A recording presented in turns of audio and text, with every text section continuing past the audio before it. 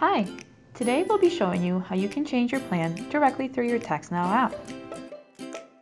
Start by opening the TextNow app and heading over to the app's menu.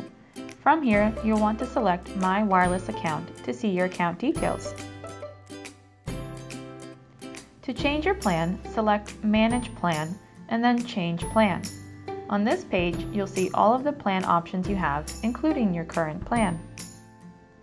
Keep in mind that any downgrades to your plan will be effective on your next billing cycle.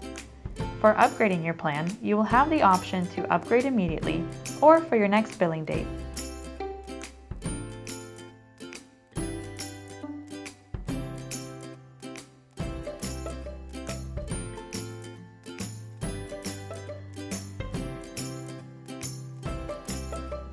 If you change your mind and decide you no longer want to upgrade for your next billing date, you can also cancel the upgrade to keep your current plan.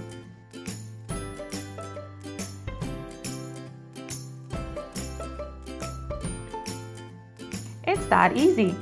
For more tips and tricks, subscribe to our channel, and thanks for choosing TextNow.